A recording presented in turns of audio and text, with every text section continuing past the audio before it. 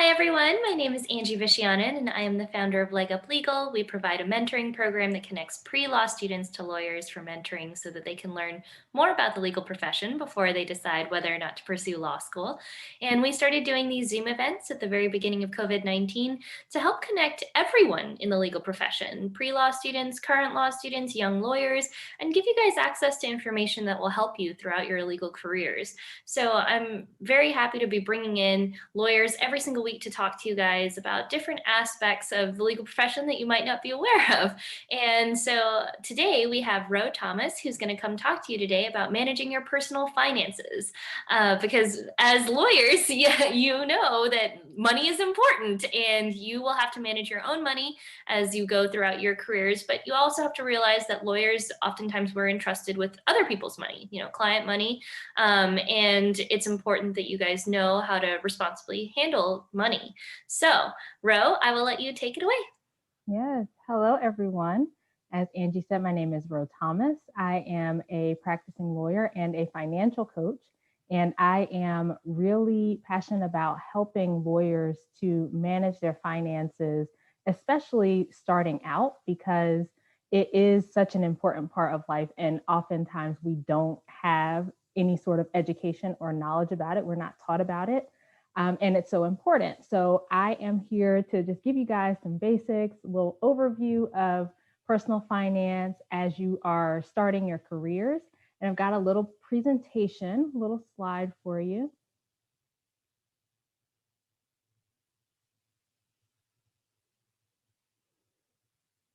All right. So I've got notes because I'm going to stay on track. I can talk, let me tell you guys. Before we get started, let me say that I am providing this information for general educational purposes. As I mentioned, I'm a lawyer, but I'm not your lawyer. I'm a financial coach, but I'm not your financial coach. And my views are my own and are not necessarily those of Leg Up Legal. So why does any of this matter? Personal finance, as I said, touches on so many different areas of our lives, but we are not taught about it. And I find a lot of times that, especially if you've gone straight through, like, kindergarten to law school, and you're getting out in your first career and you feel like, oh, I've got to, catch up to the standard of living that I want to have, that kind of thing. A lot of times lawyers will get ourselves into trouble because we have not been taught how to manage money, and we feel like we've been working for so long and we want to start living that lawyer life.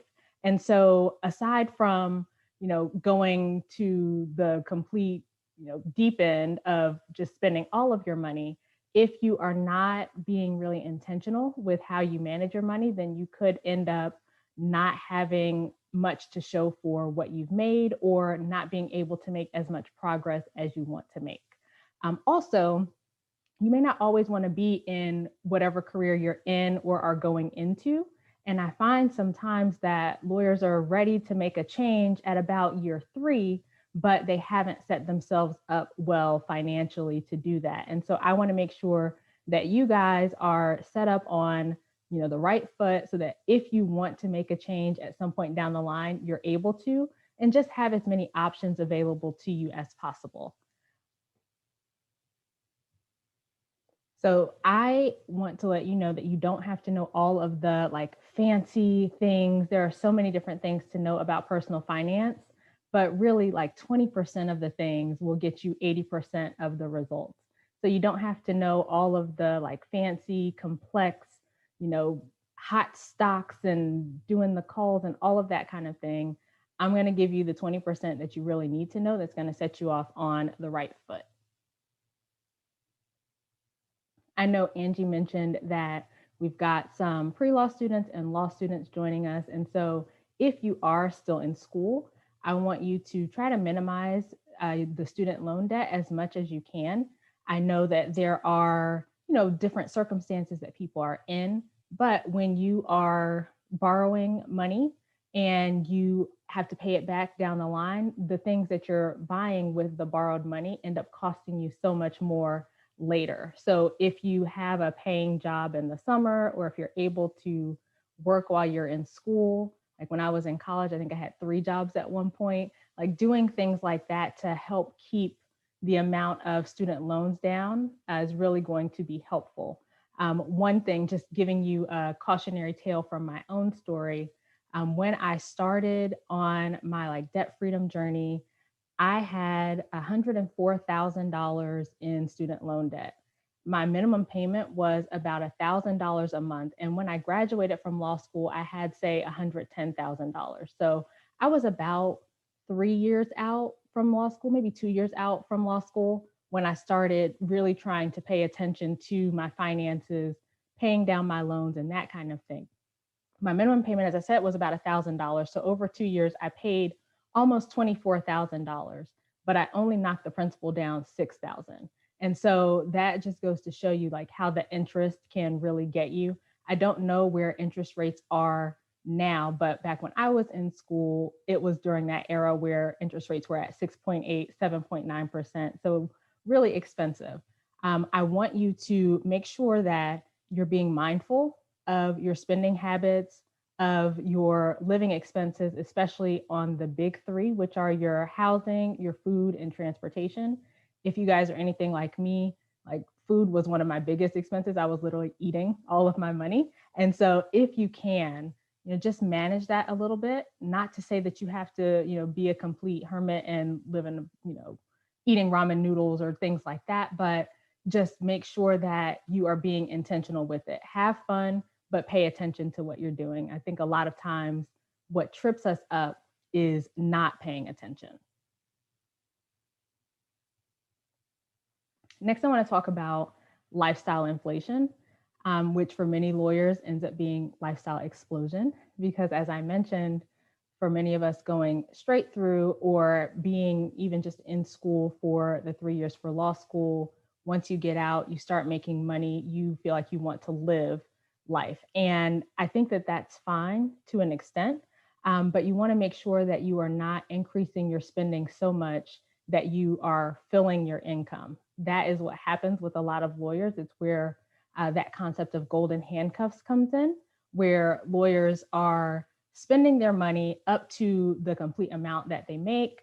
And now they are trapped in this job. So if 3 years in, 5 years in, they want to leave, then they can't because they need that income, right? So if you pay attention to like what you're spending on now, the things that you really need now, and you can make some intentional choices about other things that you might want to spend on, but try not to get into that trap of where things that are wants currently become your needs.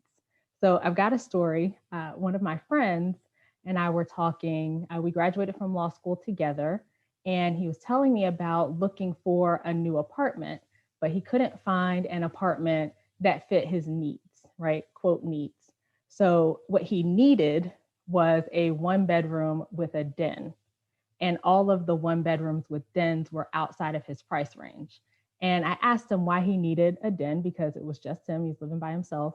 And he said, well, I need this office space because I don't do work well if I'm just sitting on my couch or in my bed, right? And so I asked him, like, are your couch and your bed the only places where you can do work? Like, you don't have a table, you don't have a counter. And like, he hadn't really questioned that. So even though he had lived in a 1 bedroom when we were in law school, or, I've even had a roommate at one point when we were in law school, now he needed this larger apartment and was going to increase his expenses to do so. And that's not to say don't do that, right? But just question when you're saying that you need things, especially if at one point in your life you didn't need those things and now those wants have become needs. I also want you to pay attention to the I work hard, I deserve it mentality. So, a lot of times, because we are lawyers and we do put in long hours, we feel like, well, I deserve to do this or I deserve to do that. And I think that those kinds of statements or that kind of mentality can get us into trouble because if we're feeling like we deserve this thing, it almost is like an entitlement thing, or sometimes it's even the comparison trap where we are trying to keep up with the Joneses because we see what our classmates are doing or our colleagues or other friends, our neighbors, whoever, and feel like we should be doing those things too. And so I always want you to remember that you don't know how other people are paying for the things that they're paying for. Pay attention to what you actually want, be intentional about that. And as you do that, then you're able to manage your money in a way that is true to you and not trying to keep up with what someone else is doing. The final thing that I want to say, I actually meant to say this before, is that we often have a tendency to put off trying to improve our finances.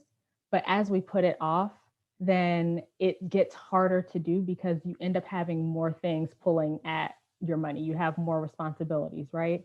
So, like as you start a family or you buy a house or whatever those things are, we tend to spend more. Our lifestyles tend to get more expensive based on life circumstances that we have.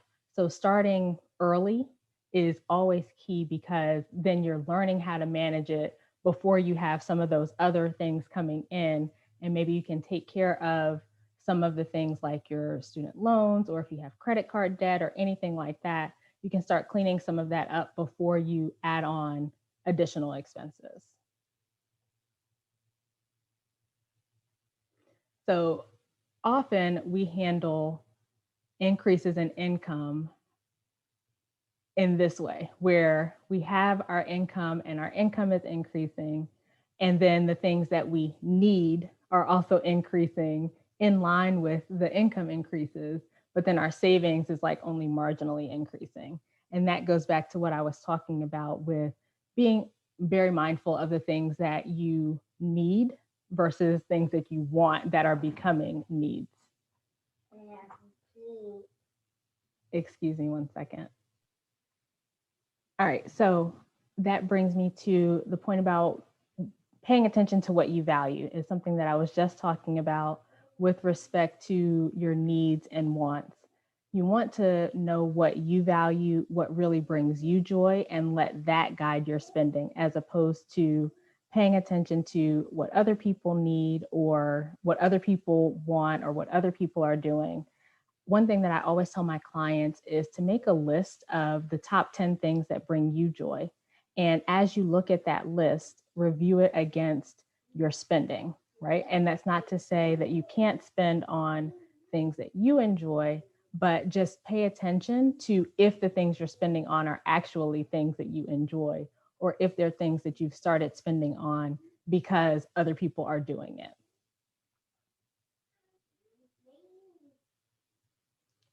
So when we are talking about budgeting, minding the gap is crucial. The gap is the space between the income that you're bringing in and your expenses. And you want your gap to be as large as possible because that is where wealth is built. One of the things that is really important when you're thinking about the gap and your expenses is what we call the big three. As I mentioned before, that's your housing, your food, and your transportation. Um, a lot of, I think, financial people talk about things like not spending on lattes, right? If you wouldn't buy lattes or your avocado toast, then you could have been saving that money.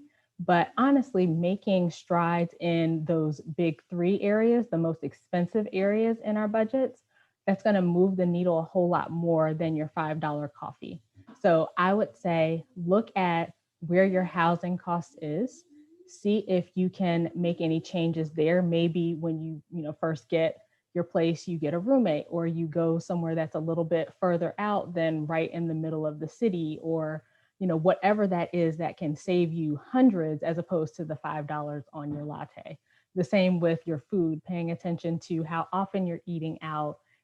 Maybe you decide that you're going to spend on groceries at Aldi. I'm not sure if Aldi is nationwide or international, but some of the more discount places like Aldi or Costco, where you can get food at a cheaper cost.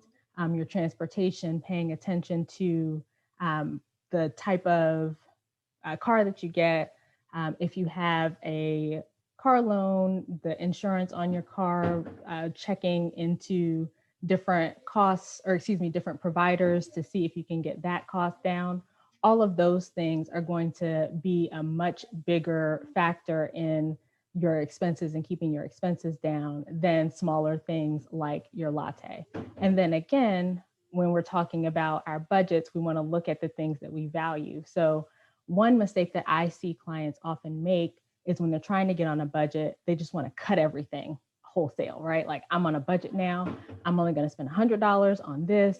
I'm only going to do that. Instead of doing that, you want to make sure that you've got a line item for the things that you value, a line item for fun, whatever that those things are. Because when you are trying to budget and it's coming from a place of deprivation, you might be able to stick to it for a little while, but eventually it's going to get tough to stick to. It's kind of like with a diet where people try to just cut out all the foods that they really like. And then they're not able to do that. And they're like, oh, what the heck? And they just binge on everything. So just be mindful that when you are creating your budget, you do make room for things that you actually value. So most of us have student loans. I want to talk to you about the two most common ways that people look at paying off student loans, and that's the debt snowball and the debt avalanche. So the debt snowball is when you pay your debts from smallest to largest. You don't care about the interest rate here. And this is, so I had 14 different student loans that all equaled to 100 something thousand. And so paying them off from smallest to largest gave me a lot of momentum because my smallest loan was maybe 1,500, right? So I paid off that 1,500 loan really easily, and then maybe 2,000, and then 3,000, and then slowly built up to the 30,000 one. That was the largest one that I had. On the other side, the debt avalanche is when people pay off their debts from largest to smallest interest rate, and they're not paying attention to the balance. This technically would save you money because you're paying less in interest. But the reason that I always advocate for using the debt snowball method is because of that psychological factor. Personal finance is so much more about your thoughts, your mindset, than it is about the strategies. We all know what to do, but getting things like those wins where I'm knocking off a loan every 2 months, and then as I get to these larger amounts, I'm able to keep going because I've already had all of the success. And so I've been able to celebrate as I go along. So I recommend the debt snowball method, but some people would prefer to do the debt avalanche, and just keep it going that way. Excuse me 1 second. All right. So my next point is about investing. And I just want to give you some basics about investing. I am not an investment professional. I don't give specific investing advice, but I just want to make sure that you guys have, like I said, a basic overview of the topic so that you at least have some knowledge of it as you're going into your careers.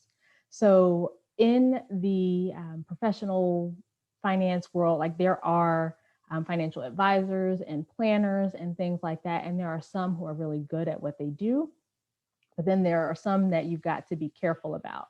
I think that sometimes there are people who call themselves, financial planners or financial advisors, but really they're kind of insurance salesmen. They're pushing different products because they make a commission on them. And so you want to make sure that if you work with a financial advisor, that you have someone who acts as a fiduciary. That means that they are required by law to have your best interest at heart. And so they're not going to be selling you products just because those products give them the highest commission and that kind of thing.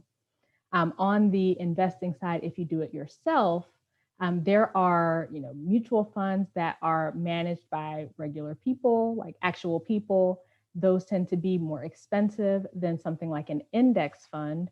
There are different indices in the stock market that you might have heard of, like the NASDAQ and the Dow Jones and the S&P 500. Index funds are run by algorithms as opposed to people. And the point is that the computer is just trying to make sure that the fund has the same ratio of different stocks as the index that it's based on. If anyone has heard of Warren Buffett, he is probably the greatest investor of our time.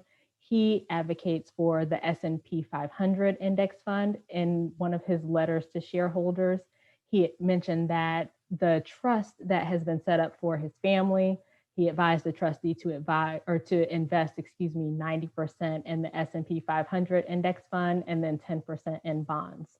And so investing in something like an index fund will help you to track the market. It is very hard to time or beat the stock market. And even if you have an investor, an investment professional who is able to beat the market, you've got to account for the investment professional's fees. So in those funds that are managed by real people, the fees might be, 2% as opposed to an index fund where the fee might be 0.01%. And so for the investment advisor who is beating the stock market, let's say that the stock market returns 8%, but the investment advisor's fee is 2% for this mutual fund, then that mutual fund needs to return 10% just for you to break even with the stock market. So I say, I'm not even going to worry about any sort of active funds. I will invest in low cost index funds because the computer algorithm is just tracking the stock market and it's hard for anyone to beat the stock market anyway.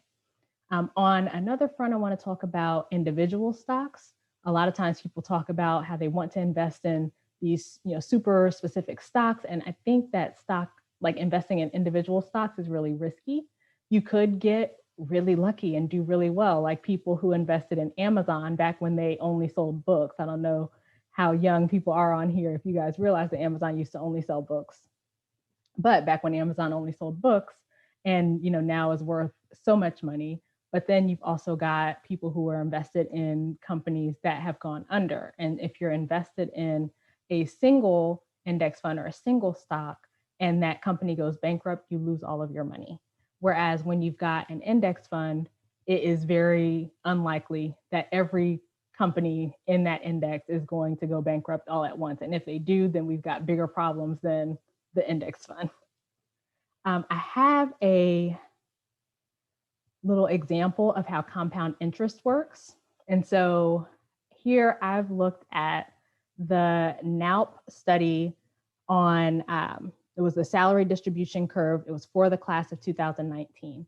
So about half of salaries for that class fell between $45,000 and $75,000. So I just used 60,000, took, the median there. And I looked at Paycheck City. I'm biased because I'm in Georgia. So I looked at a paycheck based on a worker in Georgia making $60,000. Take home pay is about $4,000 a month. And I said, so what if that person took, 25% of their pay and invested with it? They invest $1,000 a month for 5 years. So that person would have only put in $60,000, but with compound interest and the way that the stock market is behaving, usually it returns about 8% on average. The person would end up with $75,000. And remember, we talked about people leaving their careers. Usually it's like that 3-year range, 5 years, something like that.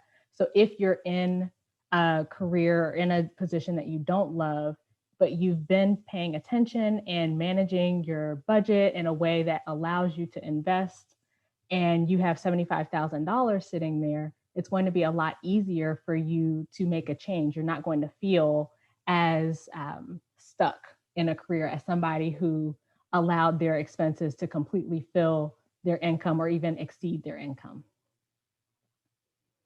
Looking at the same person who continued to invest the $1,000 for 10 years, now this person has put in $120,000, but their investments have grown to $180,000. So that just shows you the power of compound interest. And again, this assumes that the person never got a raise. They were, single, didn't have anyone else's income that was contributing to this.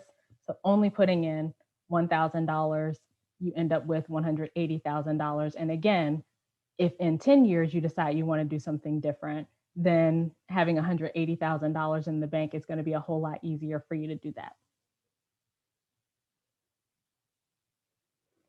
The final thing that I want to look at is just protecting your assets. So your most basic level of protection is your emergency fund. You want to have some level of money in savings in case of an emergency. And I think this kind of varies, right? The traditional advice is 3 to 6 months of expenses. You've got, some people who say $1,000 while you're in debt. My husband and I at one point had 1 month of expenses while we were paying off debt, and we bumped that up when the pandemic hit and was like, okay, we don't know what's going on, so let's bump it up. And so now we've got a few months in there. You've also got the common protections that we tend to know about: the health insurance, homeowners or renters insurance, your car insurance, your life insurance. Just you want to make sure that you are covered so that you don't have one event that just completely wipes out all of the progress that you're making with your money. A note on life insurance too: generally whole life policies are not going to be right for most people. You want term life insurance. You want it to be about 10 times your annual salary, because at that amount, then your loved ones who are left over, should you pass away, they would be able to invest that money, and then the interest that it kicks off would replace your salary. So just think about that. And then other coverage that you might consider: some people do disability policies. Disability insurance can be expensive. If you do get disability insurance, you want to make sure that it's own occupation, which means that should you become disabled and are not able to practice law anymore, the policy will kick in. Sometimes those policies read like, if you are completely disabled and unable to work at all. And if you're able to work in any job, then the policy doesn't kick in.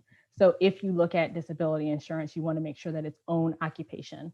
And then also like something like an umbrella policy, if you want coverage above and beyond what you already have for your car insurance or your homeowner's insurance, that kind of thing. Some people will get a policy above that, $1 million or maybe even more.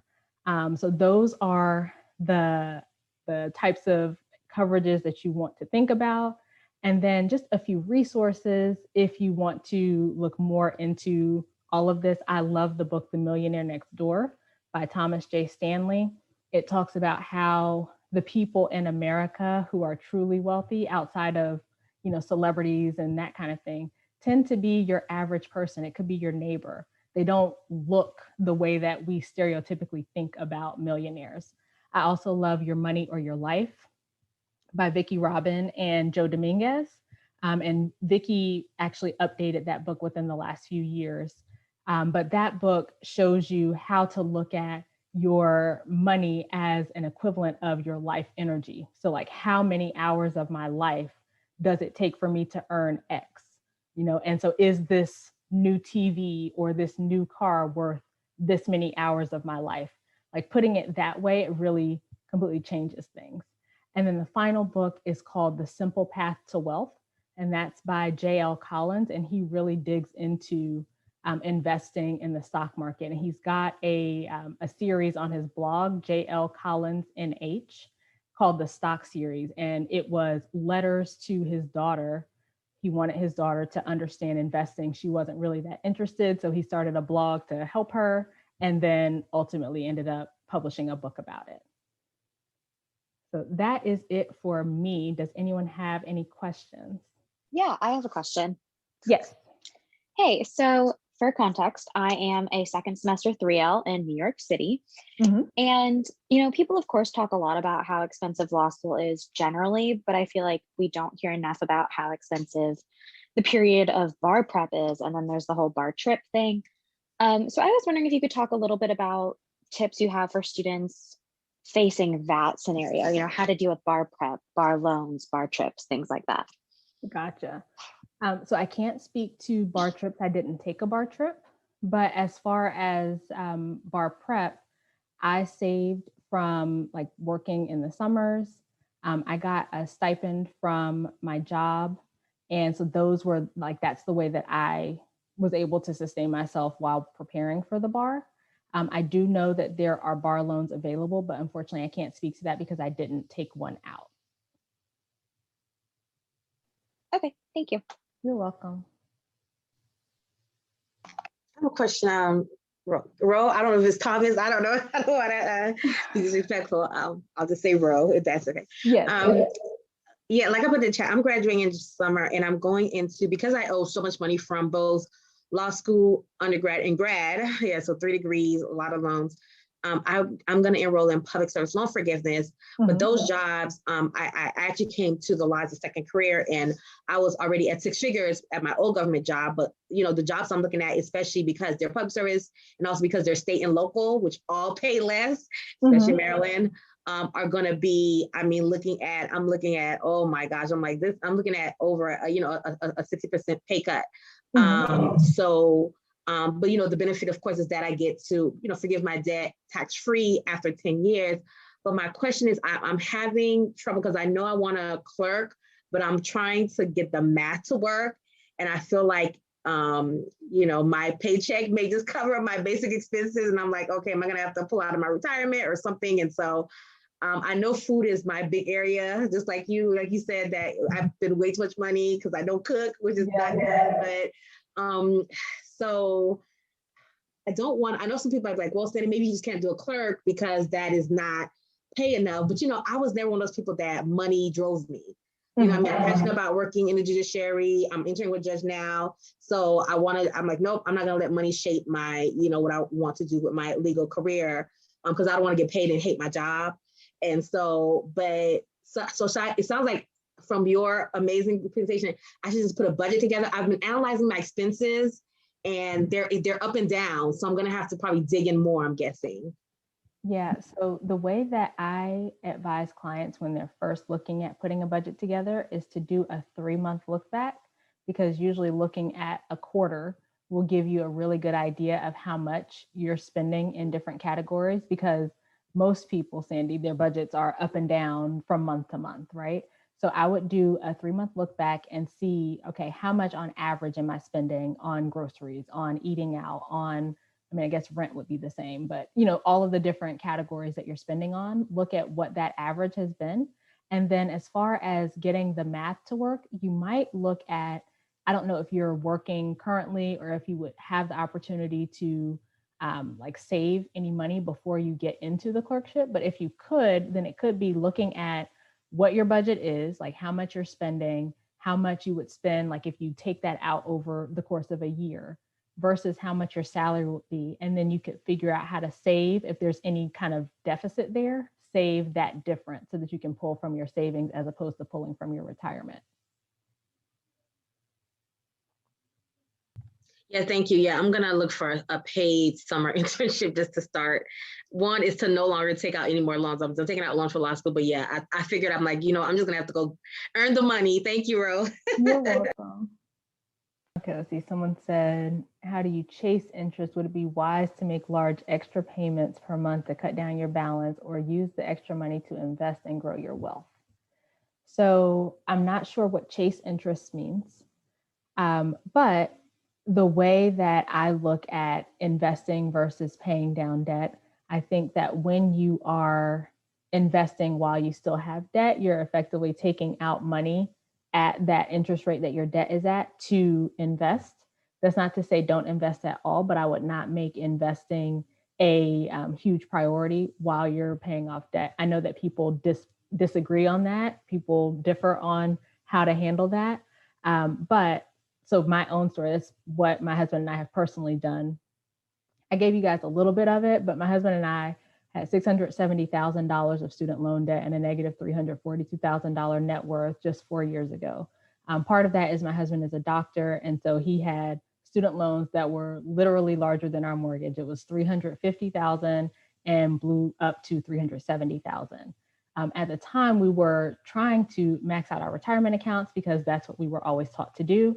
You're supposed to save a little and max your retirement and all of that. And we weren't paying attention to the student loans. We were just paying the minimums on them. And I told you guys about mine specifically, it went from like 110 to 104 after paying 20 something $1,000 over 2 years. And so that's why I say not to focus so much on the investing piece, because like we were putting money away into our retirement accounts, but we could have made a lot more progress on the debt and not paid so much in interest. Bro, can I ask another question? I apologize. I like to ask a lot of questions. I'm not trying to hog the time, but No, you're fine. you mentioned something. How do you do that? Like, I know a lot of us, I have credit card debt. I have, like you said, I should save for retirement. I have student loans. Thankfully my house is okay and my car is paid off. But how do you, because they're all, of course, credit cards have the highest interest. You're like, let me just get rid of those. Mhm. How do you, is it just like each person's individual thing? Or do you think it's, what's the interest rate? What's the amount? Like you have to do a full analysis. Like, like you said, I have this extra money, do I put it towards emergency fund? Like you said, do I, maximize my retirement? Do I, pay more, like the person in the chat says, towards my loan so I can pay more faster? Or do I pay off my credit cards because they're high interest rates? So it's a lot of priorities chasing that money. Yeah. So the way that I do it, if you don't have an emergency fund, then I would say put it towards your emergency fund. But I like to focus on one thing at a time, right? So like when my husband and I decided to beef up our emergency fund some when the pandemic hit, we did not pay on our federal loans anymore. Like we paused that and started piling up the money for our emergency fund. And then once you have that to a level that you're comfortable with, and I would say be reasonable, right? Like you don't have to put off paying, the entire time that your student loans are in deferment. If you've got the federal loans and you're benefiting from that deferment that's going on right now. I wouldn't say like build up everything, like don't pay on it at all and only save up cash. Like if you want to still make progress and, of course if you've got credit cards, then those aren't on any sort of forbearance or anything right now. But I would say if you don't have an emergency fund, then build up your emergency fund to a level that you're comfortable with, considering your circumstances. So like if it's just you, then maybe you want to have an emergency fund that's a little bit larger. If you've got, a spouse or significant other or some other way that you can manage if you were in an emergency where maybe you don't need as much, then, maybe make it a little bit smaller. I think that is definitely personal. But then from there, once you have your emergency fund and you're looking at paying off the debts, your student loans versus the credit cards versus saving for retirement, the reason that my husband and I did not completely stop retirement is we were still getting a match with at least his retirement accounts. My retirement accounts, unfortunately, I don't get a match, but we decided to save 3% in retirement to at least get that match. But then the bulk of our focus has been on our debt. And I advocate the snowball method where you pay it from smallest balance to largest balance, because as you pay it that way, then you're going to make progress a lot faster. You might end up technically paying a little bit more in interest, but I think that sometimes people try to do that avalanche method where you're paying highest interest rate to lowest interest rate. Sometimes people get burned out and quit because, sometimes the highest interest rates, like my student loans, for instance, with the highest interest rates were the ones with some of the highest balances.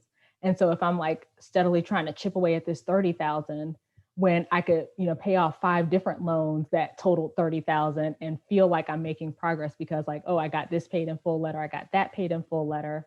That's why I recommend the debt snowball method, because a lot of personal finance is about that mindset, the psychology of it, and not so much about what to do. Like we all know what to do, right? Like, that you're supposed to spend less than you earn and you're supposed to pay off your debts and, whatever else. Like we know the steps that we're supposed to take, but it's implementing it that can be difficult. And so when you can give yourselves those kinds of wins, that's going to motivate you to keep going.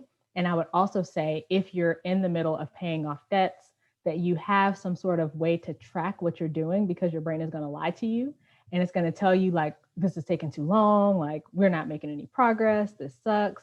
But if you have a way, like the way that we do it is I use a spreadsheet, and I've got all of our debts listed, like it's the amount, the balance, the amount and balance are the same thing, the interest rate, the minimum payment, like all of that kind of thing.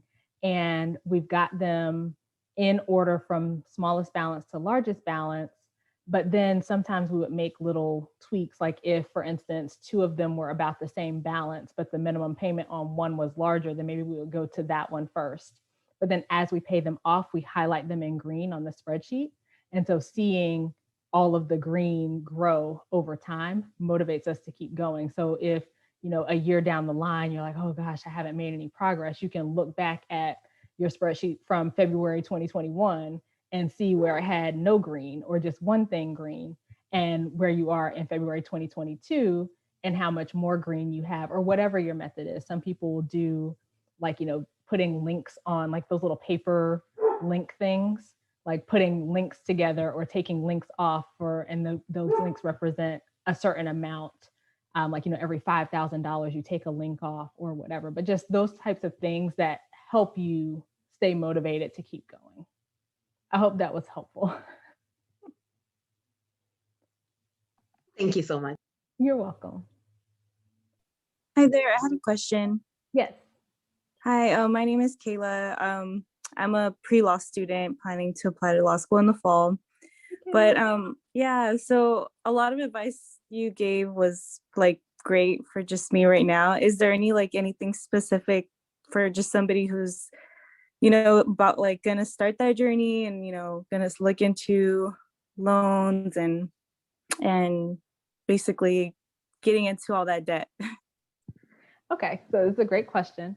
One thing that I wish I had known before I started law school is that most deans have a discretionary fund that they can help to supplement your financial aid. So there are people that I went to school with who did not have any loans, or not any loans. I say didn't have as much debt as they could have had because they told the school like, hey, I can't afford to pay for this. I think some of them actually did graduate debt free, and it's because the dean was able to supplement the amount that they had, the financial aid that they were given. And so if you are looking at a particular school that you really want to go to and you let them know that, hey, I can't afford such and such amount, you might be able to get money that is not advertised, so to speak. So that's something that I would look into. Like, I wish I had known. I found out like my third year. And so it was like I'd already taken out all the debt, so I didn't do anything with it. But I always tell people who are headed into law school to look into that kind of thing. I would also look at scholarships and see if there are any scholarships that you qualify for that can also help to reduce that debt amount. And then, as I mentioned during the presentation, during the summers, or if you decide to work while you're in school, just making sure that you are saving that money so that you can take out less for your living expenses. Thank you. You're welcome.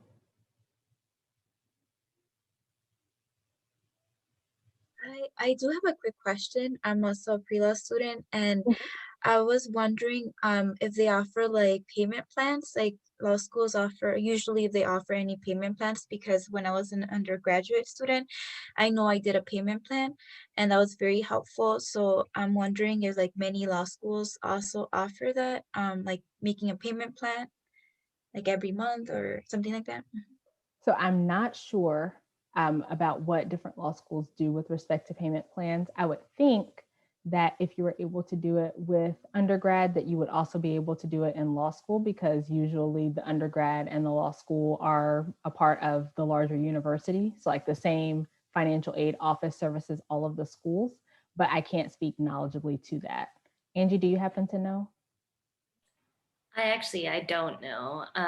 But yeah, I would imagine that they probably do offer a lot of the similar structures as undergraduate institutions, but I don't know for sure. Okay, thank you. I'll look into it, but thank you so much. And You're also for the presentation and for your time. Thank you. Absolutely. Let's see. So someone says in the chat that she believes that her law school, a private school, recently implemented a payment plan. So just reach out to the financial aid department. That would be my advice as well. Thank you.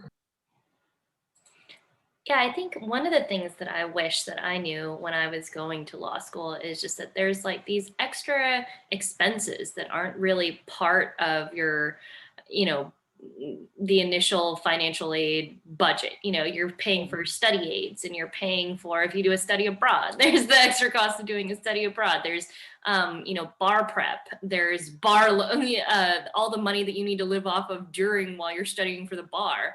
And all of those things you can't pay for with financial aid from your third year generally, unless you had, you know, just held off on borrowing all that money and then borrowed it at the end.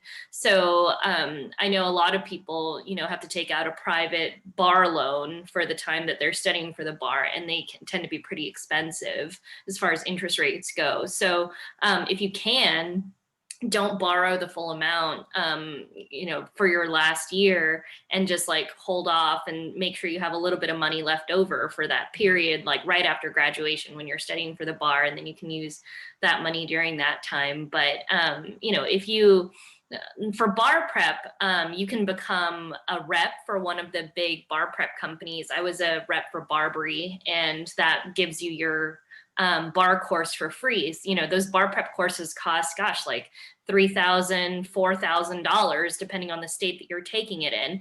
And that's a lot of money when you're living off of fumes. So I think you really, you know, if you can, some employers, if you've already gotten your job offer after your second year, some employers will pay for your bar prep. Some schools now are also paying for bar prep because they want students to pass.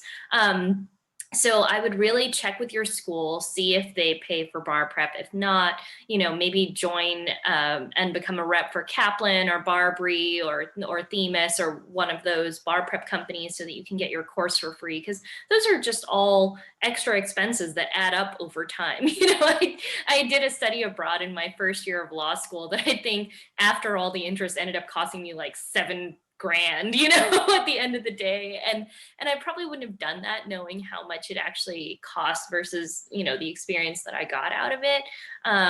But yeah, I mean, all those little things add up over time, you know.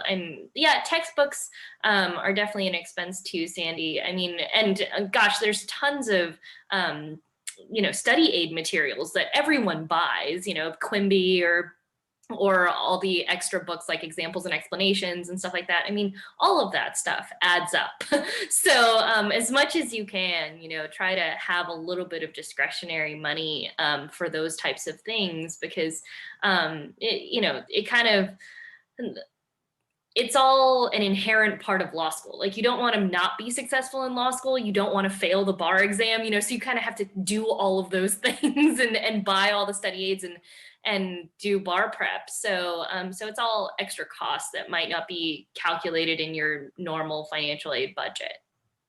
One thing that I would add to that related to the study materials and casebooks and things like that is, if you are a part of any organizations or affinity groups when you're in law school, those organizations might have books available for members. Like the Black Law Students Association at my school had a bunch of like those case materials, I can't remember, what are they, horn books, like all of that kind of stuff. I'm like, I don't remember all the law school lingo now, I'm old, guys. But they had all of that available for members to borrow. So you might look into something like that as well. I don't know if that is something that happens at all schools or if that was just something that my school did, but it doesn't hurt to ask. Yeah. I mean, oftentimes they'll also have like outline banks and other things too, for your organizations. I know like the students on our law review had access to like a lot of extra resources, you know. I think it just depends on the organization, but those are all, you know, good things to look into. And, you know, I mean, make friends with the upperclassmen, guys. Like, I got a lot of my study aids from upperclassmen, because as soon as, you know, they go through those classes and they try to sell those books back, they realize that it's such a loss to sell them back that they're like, I'll just give it to you, you know. I mean, so make good friends with your upperclassmen and try to get books and stuff from them. If, you know, the professor is not using a brand new edition that requires that, you know, the newest edition of the textbook, then you might be able to use an older edition of the casebook from one of the people who just went through the class, you know, last semester or something. So, you know, find ways to save whatever you can, because over time that the money builds up. You know, I didn't even have to borrow the maximum amount every year because I had a partial tuition scholarship, and I was determined not to borrow the maximum amount. And even still, at the end of the day, I got out with over $100,000 in loans, even not borrowing out the most that I could. And the crazy thing is that the interest from your first year balloons so much by the time you get into your third year. I mean, I was like shocked and amazed, honestly, because I think my highest federal loan had a 7.8% interest, which was high. I mean, insanely high. And I just didn't realize it. You don't feel it when you're in school because it's just like, oh, I'm putting it off a little longer, I'll pay it eventually.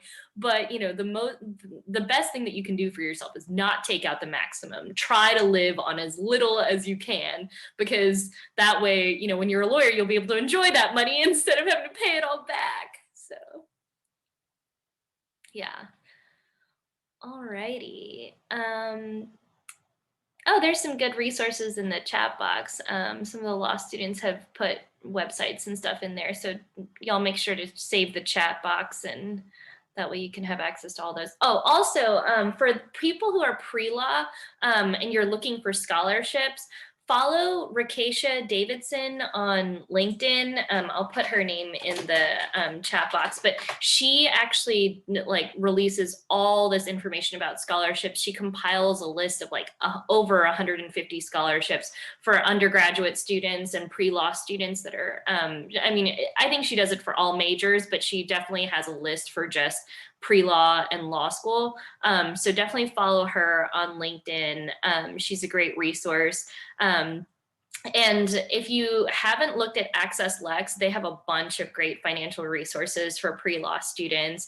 They, have access to a bunch of different grants and stuff that you can apply for, and financial aid calculators and stuff like that. So Access Lex is a massive nonprofit that has tons of money, and they provide a lot of really great resources for pre-law students. So definitely check those out.